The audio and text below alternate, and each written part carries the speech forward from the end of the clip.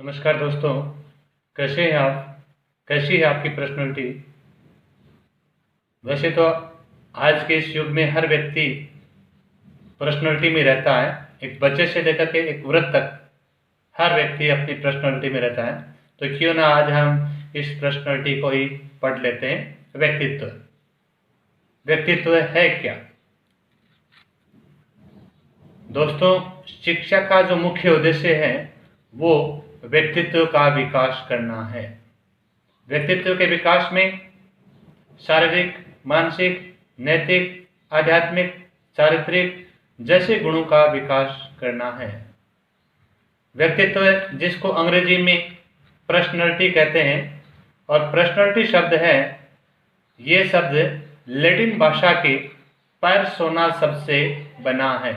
Persona शब्द का अर्थ होता है मुखौटा या नकली चेहरा। यह है व्यक्तित्व का एक बाह्य रूप है। इसके अलावा व्यक्तित्व में बाह्य रूप के साथ साथ आंतरिक रूप दोनों से ही व्यक्ति का व्यक्तित्व बनता है। तो आपकी समझ में आ गया होगा कि व्यक्तित्व क्या है। कि हम जिस अंदाज से हम अपना जो जीवन यापन कर रहे हैं, जैसे पर्सनैलिटी में वही अपना व्यक्तित्व है। उस व्यक्तित्व में अपना जो चाल चलन है, बोलने का ढंग है, रहना है, अपने जो परंपराएं हैं, प्रथाएं हैं, यानी ये सारी चीज़ें अपनी पर्सनैलिटी को अभिव्यक्त करते हैं। तो इसमें आंतरिक और बाह्य में जो अपना जो पहनावा है, आंतरिक में अपने जो विचार हैं। व्यक्तित्व के बारे में जो महत्वपूर्ण मनोवैज्ञानिकों ने अपनी जो परिभाषाएं दी हैं, उनमें सबसे जो इम्पोर्टेंट जो परिभाषा है वो है आलपोर्ट ने दी। आलपोर्ट की परिभाषा सबसे इम्पोर्टेंट है। आलपोर्ट ने परिभाषा दी है, व्यक्तित्व व्यक्ति की उन मनोदैहिक व्यवस्थाओं का गत्यात्मक संगठन है जो वातावरण के साथ अपूर्व समायोजन स्थापित करता है। इस परिभाषा में व्यक्तित्व को अभिव्यक्त किया गया है कि व्यक्ति की उन मनोदैहिक व्यवस्थाओं का गत्यात्मक, यानी व्यक्तित्व स्थिर नहीं है, उसमें गत्यात्मकता है, जो वातावरण के साथ में अपूर्व समायोजन स्थापित करता है, वही व्यक्तित्व है। ये परिभाषा आलपोर्ट ने दी है। आलपोर्ट के अलावा वैलेंटाइन ने भी व्यक्तित्व की परिभाषा दी है। व्यक्तित्व व्यक्ति के जन्मजात एवं अर्जित प्रवृत्तियों का योग है। तो वैलेंटाइन ने कहा है कि व्यक्तित्व है वो व्यक्ति के जन्मजात एवं अर्जित प्रवृत्तियों का योग है। बोरिंग कहता है व्यक्तित्व वातावरण के साथ सामान्य एवं स्थायी समायोजन है। वुडवर्थ कहता है व्यक्ति के व्यवहार के संपूर्ण गुणों का योग ही व्यक्तित्व है। और गिलफोर्ड ने बताया है कि व्यक्तित्व व्यक्ति के गुणों का समन्वित रूप है। तो दोस्तों, ये हमने कुछ महत्वपूर्ण जो परिभाषाएं आपके सामने रखी हैं, सारी महत्वपूर्ण है, लेकिन इनमें आलपोर्ट की परिभाषा है जो व्यक्तित्व को अच्छे से अभिव्यक्त कर रही है। अब हम वो कौन से जो कारक हैं जो व्यक्तित्व को प्रभावित करते हैं, तो उन कारकों को मुख्य रूप से 4 भागों में विभक्त किया गया है। सामाजिक कारक, आनुवंशिक कारक, पर्यावरणीय कारक और मनोवैज्ञानिक कारक। तो सबसे पहले हम सामाजिक कारक के बारे में पढ़ते हैं कि सामाजिक कारक में कौन कौन से जो कारक इसके अंतर्गत आते हैं। व्यक्तित्व को प्रभावित करने वाले कारकों में सबसे महत्वपूर्ण जो कारक है वो सामाजिक कारक है, क्योंकि हम समाज में रहते हैं और समाज का हमारे हर कार्य पर प्रभाव पड़ता है, अपनी पर्सनैलिटी पर प्रभाव पड़ता है, अपने व्यक्तित्व पर प्रभाव पड़ता है। तो सामाजिक कारक में माता पिता का प्रभाव पड़ता है, घर का प्रभाव पड़ता है, आस पड़ोस के जो लोग अपने रहते हैं उनका अपने व्यक्तित्व पर प्रभाव पड़ता है, विद्यालय का प्रभाव पड़ता है, और जिस क्षेत्र में हम रह रहे हैं उस क्षेत्र का प्रभाव पड़ता है। अपने जो आर्थिक दशा है उसका अपने व्यक्तित्व पर प्रभाव पड़ता है, सांस्कृतिक वातावरण का प्रभाव पड़ता है, मनोरंजन के साधनों का प्रभाव पड़ता है। तो सामाजिक कारक महत्वपूर्ण कारक है जो अपने व्यक्तित्व को प्रभावित करता है। सामाजिक कारक के पश्चात जो पर्यावरण का प्रभाव भी अपने व्यक्तित्व पर प्रभाव पड़ता है। प्राकृतिक वातावरण, जिस प्रकार के हम वातावरण में रह रहे हैं उस वातावरण का अपने व्यक्तित्व पर, अपने जो व्यक्तित्व है, अपनी पर्सनैलिटी है, उसको प्रभावित करता है। आनुवंशिक कारक है वो भी व्यक्ति के व्यक्तित्व को प्रभावित करता है। आनुवंशिक कारक में अंतःस्रावी ग्रंथियां हैं, जनन ग्रंथियां हैं, शारीरिक रचना है, तंत्रिका तंत्र है, ये सब हैं व्यक्ति की पर्सनैलिटी है उसको प्रभावित करते हैं। इसके अलावा मनोवैज्ञानिक कारक जिसमें बौद्धिक कारक है, आकांक्षा है, उपलब्धियां हैं, ये भी पर्सनैलिटी को प्रभावित करती हैं। अब हम व्यक्तित्व की विशेषताओं के बारे में पढ़ रहे हैं। व्यक्तित्व की जो विशेषताएं, सबसे पहले विशेषता है आत्म चेतना। आत्म चेतना के अंतर्गत व्यक्ति खुद अपने आप की पहचान करता है कि वह क्या है, समाज उससे क्या आकांक्षा रखता है और किस प्रकार की उसको अपने जो पर्सनैलिटी है वो बनाए रखनी है। तो आत्म चेतना के अंतर्गत व्यक्ति अपने आप की पहचान करता है। दूसरी गत्यात्मकता, व्यक्तित्व पर्सनैलिटी में गत्यात्मकता पाई जाती है। समय, स्थान, परिस्थितियों के अनुसार व्यक्ति अपने आप में जो परिवर्तन करता है वह है व्यक्तित्व की विशेषता है। तीसरी शारीरिक स्वास्थ्य है। शारीरिक स्वास्थ्य भी व्यक्तित्व की मुख्य विशेषता है।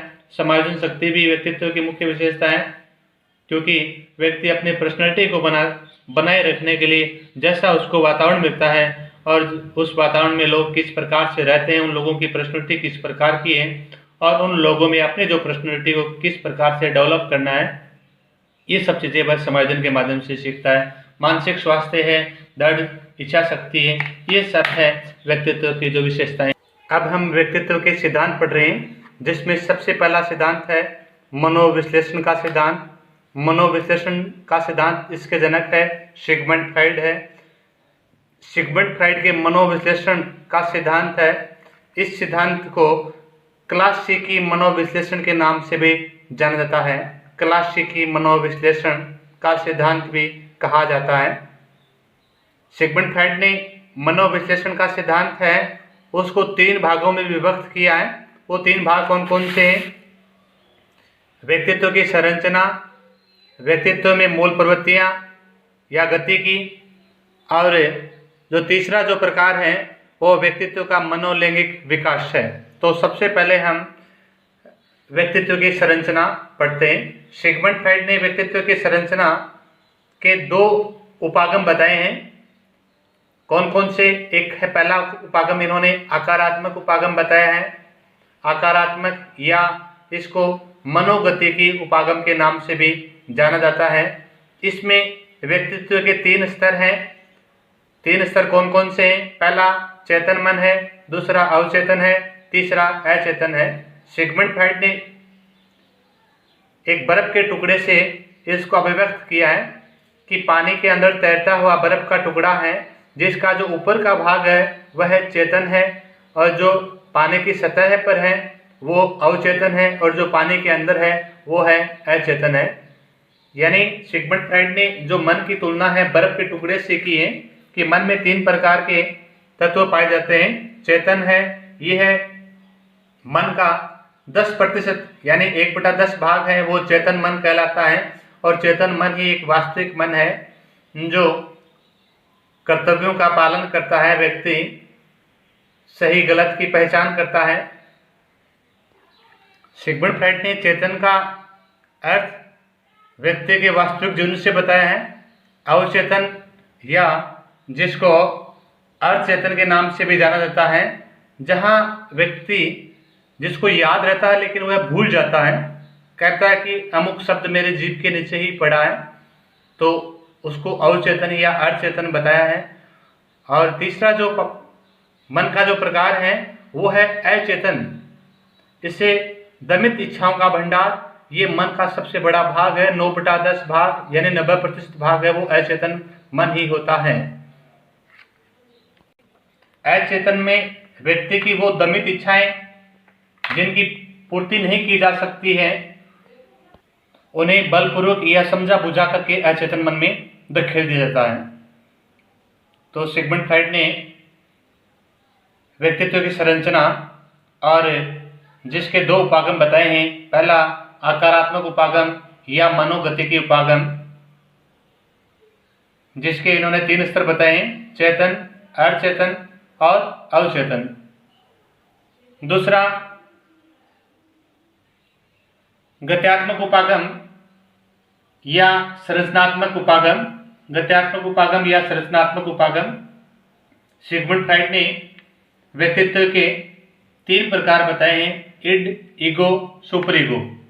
इड या जिसको बोलते हैं इदम, जिस व्यक्ति में इड या इदम तत्व पाया जाता है वह व्यक्ति स्वार्थी होता है, वह स्वार्थ के पीछे भागने वाला होता है, वह जीवन में आने वाली तनिक सी कठिनाइयों से पीछे हट जाता है, खाओ पियो मौज करो के सिद्धांत में विश्वास करता है। ईगो का है जो वास्तविक जीवन में यापन करता है, कर्तव्यों का पालन करता है, सहयोग करता है। और सुपर ईगो जिस व्यक्ति में होता है वह व्यक्ति आदर्शवादी होता है, वह धर्म की बात करता है, आध्यात्मिकता की बात करता है, कर्म पुनर्जन्म की बात करता है। तो सिगमंड फ्राइड ने व्यक्तित्व की जो संरचना है वो 2 रूप में की है। कौन कौन से? एक आकारात्मक या मनोगति की उपागम, दूसरा गत्यात्मक या संरचनात्मक उपागम के रूप में। व्यक्तित्व का दूसरा सिद्धांत सिगमंड फ्राइड ने व्यक्तित्व में मूल प्रवृत्तियां या गतिकी का बताया है। सिगमंड फ्राइड के अनुसार व्यक्तित्व में 2 प्रकार की जो मूल प्रवृत्तियां बताई हैं, जैसे मैकडोगल ने 14 प्रकार की मूल प्रवृत्तियां बताई हैं, या सिगमंड फ्राइड ने 2 प्रकार की मूल प्रवृत्तियां व्यक्ति में पाई जाती हैं। नंबर 1 जीवन मूल प्रवृत्ति, और जीवन मूल प्रवृत्ति जिसका मनोवैज्ञानिक नाम है जीवन इरोज। और जिस बालक में जीवन मूल प्रवृत्ति या इरोज नामक प्रवृत्तियां पाई जाती है वह बालक निर्माणकारी होता है, उसमें सृजनात्मकता की शक्ति होती है। और दूसरा इन्होंने जो मूल प्रवृत्ति बताया है वो थेनेटोस, ये मनोवैज्ञानिक नाम है थेनेटोस, यानी मृत्यु मूल प्रवृत्तियां। जिस बालक में मृत्यु मूल प्रवृत्तियां पाई जाती है वह बालक विध्वंसकारी होता है, वह निर्माण की जगह है विध्वंसकारी कार्यों में ज्यादा विश्वास करता है, जोड़ने के बजाय तोड़ने में ज्यादा विश्वास करता है। सिगमंड फ्राइड ने काम प्रवृत्ति को लिबिडो कहा है। और सिगमंड फ्राइड का जो तीसरा सिद्धांत है व्यक्तित्व का मनोलैंगिक विकास, व्यक्तित्व का मनोलैंगिक विकास। फ्राइड ने मनोलैंगिक की 5 अवस्थाएं बताई हैं। वो 5 अवस्थाएं कौन कौन सी हैं? सबसे पहले मुखावस्था, ये है अवस्था जन्म से लेकर के 1 वर्ष तक होती है। इस अवस्था में बालक का मुख प्रमुख होता है और इस अवस्था को सिगमंड फ्राइड ने आत्म कामुकता की अवस्था कहा है। ये महत्वपूर्ण बात है, आत्म कामुकता की अवस्था कहा है। दूसरा गुदावस्था, तीसरा लिंग प्रधान अवस्था, चौथा अव्यक्त अवस्था और 5वां है जन्नेन्द्रिय अवस्था। तो सिगमंड फ्राइड ने जो व्यक्तित्व का मनोलैंगिक विकास है उसमें 5 अवस्थाएं ये बताई हैं। तो दोस्तों आपके मुखावस्था के बारे में आपको पता लग गया कि ये अवस्था जन्म से 1 वर्ष तक होती है। इस अवस्था में बालक का मुख प्रमुख होता है और इस अवस्था को सिगमंड फ्राइड ने आत्म कामुकता की अवस्था कहा है। इस अवस्था में बालक की जो क्रियाएं हैं, अंगूठा चूसना है, स्तनपान है, दांतों से काटना है, इन क्रियाओं में ज्यादा रुचि लेता है। दूसरी अवस्था गुदा अवस्था जो 2 से 3 वर्ष के मध्य होती है। इस अवस्था में बालक मलमूत्र संबंधी क्रियाओं में ज्यादा आनंद लेता है। तीसरी है लिंग प्रधान अवस्था जो 3 से 5 वर्ष तक होती है।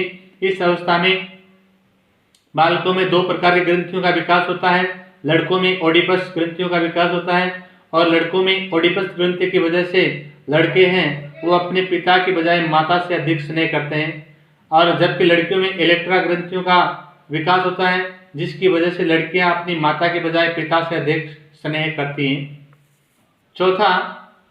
चौथी अवस्था है अव्यक्त अवस्था जो 6 से 12 वर्ष तक की अवस्था है, यानी बाल्यावस्था। सिगमंड फ्राइड ने इस अवस्था को काम प्रवृत्ति की शून्य अवस्था बताया है। सिगमंड फ्राइड का मानना है कि इस अवस्था में बालक काम प्रवृत्ति संबंधित कोई भी क्रिया नहीं करता है, तो कामुकता की शून्य अवस्था बताया है। और 5वीं अवस्था है जनेंद्रिय अवस्था। सिगमंड फ्राइड ने 13 वर्ष से लेकर 18 वर्ष की अवस्था को जनेंद्रिय अवस्था बताया। इस अवस्था में बालक विषम लैंगिक प्रेम, कामुकता आदि प्रवृत्तियों में अधिक रुचि लेता है। तो दोस्तों हमने व्यक्तित्व के सिद्धांत में सिगमंड फ्राइड का मनोविश्लेषणवादी सिद्धांत पढ़ा है और जिसको क्लासिकी मनोविश्लेषण भी कहा जाता है। इस सिद्धांत में के 3 भाग बताए हैं इन्होंने, व्यक्तित्व की संरचना, और जिसमें 2 प्रकार के मॉडल या उपागम इन्होंने बताए, आकारात्मक उपागम या मनोगतिकी उपागम, और दूसरा इन्होंने गत्यात्मक या संरचनात्मक उपागम या मॉडल बताया है जिसमें इड ईगो सुपर ईगो की बात की है। और दूसरा इन्होंने सिद्धांत है व्यक्तित्व में मूल प्रवृत्ति या गतिकी को बताया है। और सिगमंड फ्राइड ने काम प्रवृत्ति को लिबिडो कहा है। और तीसरा जो सिद्धांत है व्यक्तित्व का मनोलैंगिक विकास है, जिसमें 5 प्रकार की अवस्थाएं होती हैं, जिसके बारे में अभी चर्चा की है। लास्ट में आपसे एक क्वेश्चन है, पर्सोना शब्द का अर्थ है मुखौटा, नकली चेहरा, बनावटी चेहरा, उपरोक्त सभी। तो जो भी आपको आंसर सही लगे उसको कमेंट बॉक्स में अवश्य देना है। वीडियो को आपको सब्सक्राइब करना है ताकि आगे के वीडियो आपको आसानी से मिल सके। नेक्स्ट वीडियो में हम लेकर के आ रहे हैं अन्य जो सिद्धांत, मनोविज्ञान के जो अन्य जो सिद्धांत हैं, महत्वपूर्ण सिद्धांत, उसको हम पढ़ेंगे। तब तक के लिए जय हिंद, जय भारत।